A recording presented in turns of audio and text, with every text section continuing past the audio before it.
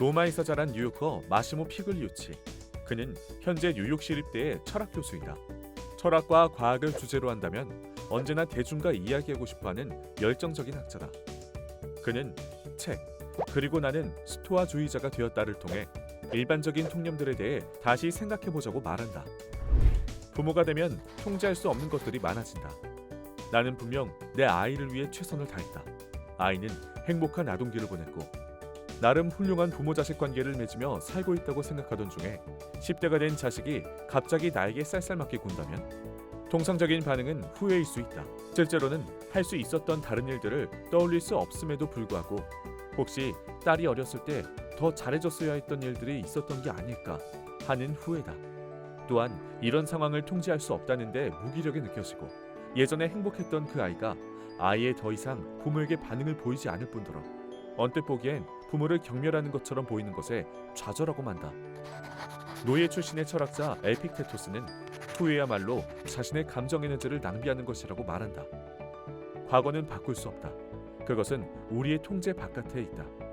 우리는 과거로부터 무언가를 배울 수 있고 또 그래야 하지만 우리가 무언가를 해볼 수 있는 상황들이란 지금 여기서 벌어지고 있는 바로 이 상황들 뿐이다.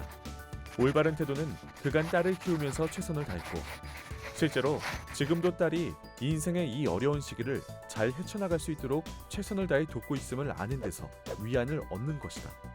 성공을 하든 못하든 그 결과를 분별 있게 수용하는 자세가 필요하다.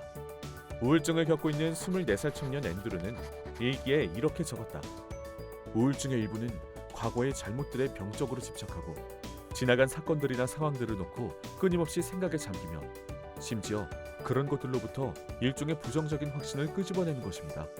이것이 다시 현재의 실패를 야기하며 되먹임의 고리를 형성합니다. 이런 고리의 허기는 쉽게 채워질 수가 없죠. 하나의 실패에 등대서 또 다른 실패가 만들어지고 거기에 또 다른 실패가 얹히고 그러는 것이죠. 앤드루는 사고와 우울증 간의 이 관계를 스스로 깨닫고 나서 통제의 이분법을 실천했다. 이건 역시 에픽테토스가 처음으로 주장한 것으로 이는 근본적으로 우리의 통제하에 있는 것과 통제할 수 없는 것을 이야기한다. 우리의 결정과 행동은 우리의 통제하에 있는 일들에 속한다.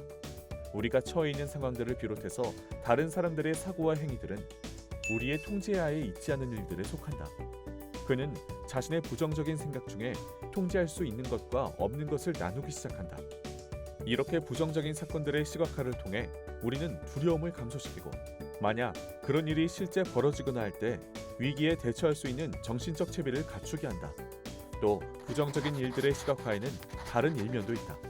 상상했던 나쁜 일들이 실제로 발생하지 않을 때, 이를테면 화창한 날에 느긋하게 도로를 주행할 때나 사랑하는 사람들이 아주 잘 살고 있어서 그들이 나와 함께 있다는 사실을 즐길 수 있을 때마다 늘 새로운 감사와 존중의 느낌을 갖게 되는 것이다. 마지막으로 필요한 건 의지다. 에픽테토스는 선한 생활의 은유를 통해 이와 관련된 요점을 제시한다. 키자비가 자신의 배를 난파시킬 요량이라면 그 배를 구해낼 때 필요한 것과 똑같은 재주는 필요치 않습니다. 그가 배를 돌린다 해도 풍랑 속으로 너무 멀리 나간 것이라면 그는 길을 잃습니다. 그렇습니다. 그리고 만약 그가 고의로 그런 게 아니라 다만 주위의 결핍 때문이라 해도 역시 똑같이 그는 길을 잃을 것입니다. 인생도 완전히 똑같습니다. 만약 그대가 아주 잠깐이라도 꾸벅꾸벅 존다면 지금까지 쌓아온 모든 것이 그대를 떠날 것입니다. 늘 깨어있으면서 그대가 받은 인상들을 감시하십시오. 그대가 계속 간직할 것들은 사소한 것들이 아닙니다.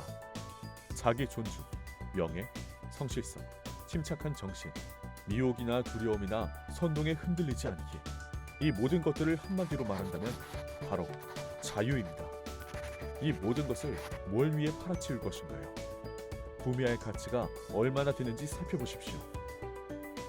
그는 우리 스스로 의지 있는 삶을 사는 것이 가능하다고 이야기한다. 하나씩 바꿔보자. 이를테면 편의를 위해 원칙을 타협하는 우리의 무신경한 성향, 꼭 필요할 때에 부족한 우리의 용기, 종종 허영에 휘둘리는 자제력에 대해서 말이다. 모든 답은 바로 우리 앞에 놓여있다. 그 답을 마주한다면 우리는 매일 더 나은 삶을 살아갈 수 있다.